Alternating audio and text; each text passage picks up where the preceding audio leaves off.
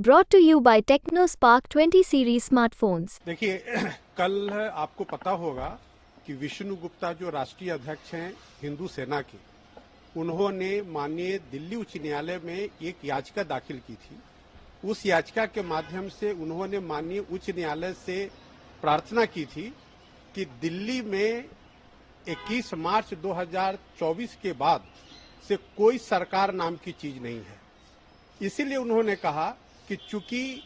जो दिल्ली सरकार के मुख्यमंत्री श्री अरविंद केजरीवाल 21 मार्च के 2024 के शाम में जब अरेस्ट हो गए पीएमएलए के मामले में और उनको इन्फोर्समेंट डायरेक्टरेट ने अपने कस्टडी में लिया, तो कस्टडी में जाने से पहले उनको अपने पद से, जिसको कहते हैं कॉन्स्टिट्यूशनल मोरालिटी, उसके आधार पर उनको इस्तीफा दे देना चाहिए था, तब उनको हिरासत में जाना चाहिए था। लेकिन उनकी हठधर्मिता ये थी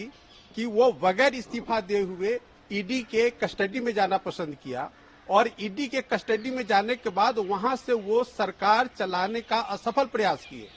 वो चाहते थे कि ईडी के कस्टडी में भी हम सरकार चलाते रहे। बाद में न्यायालय ने उन्हें जुडिशियल कस्टडी में भेज दिया।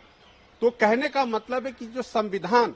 ये चाहती है कि जो चुनी हुई सरकार है, वो चुनी हुई सरकार संविधान के अनुरूप गवर्नर को समय समय पर काउंसिल ऑफ मिनिस्टर्स के माध्यम से उनको सलाह दे कि सरकार किस तरह से चलनी चाहिए, कार्यक्रम कैसे सरकार के चलेंगे, उसको संपादित संविधान के स्कीम के हिसाब से करेगी। लेकिन जब सरकार का मुख्यमंत्री जेल के अंदर में है, तो 21 मार्च के बाद किसी भी तरह की कोई कैबिनेट मीटिंग नहीं हुई, काउंसिल ऑफ मिनिस्टर्स की मीटिंग नहीं हुई, जो संविधान के भावना के बिल्कुल खिलाफ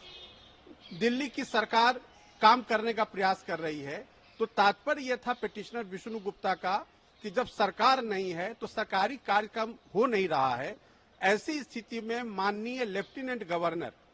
जो दिल्ली के हैं, उनको धारा 164 के तहत पावर निहित है उनमें कि वो चाहे तो धारा 160 जिसमें कंटीजेंसी सिचुएशन है को देखते हुए दिल्ली के मुख्यमंत्री को वो बर्खास्त कर सकते हैं। तो इसीलिए दिल्ली उच्च न्यायालय में याचिका की गई कि चूंकि लेफ्टिनेंट गवर्नर अपने पावर का इस्तेमाल नहीं कर रहे हैं, लिहाजा एक रिट ऑफ मैंडेमस जारी किया जाए कि धारा 160 की कंटीजेंसी को देखते हुए माननीय लेफ्टिनेंट गवर्नर दिल्ली वो अपने अधिकार का प्रयोग करके उनको बर्खास्त करे और संविधान के अनुरूप किस तरह से सरकार दिल्ली की चले उसकी व्यवस्था करे। कल इसकी बहुत विस्तृत सुनवाई हुई और आपको आश्चर्य हुआ कि जब हियरिंग चल रही तो माननीय न्यायालय ने अपने तरफ से टिप्पणी की कि राष्ट्र हित के ऊपर व्यक्तिगत हित नहीं हो सकता है।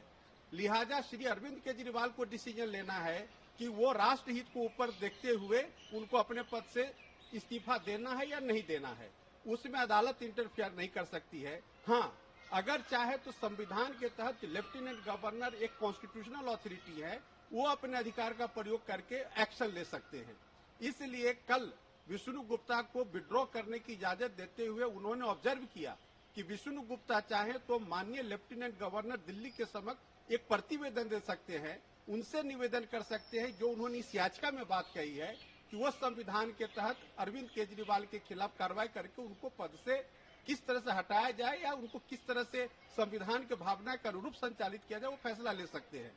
इसी मुतालिक आज एक प्रतिवेदन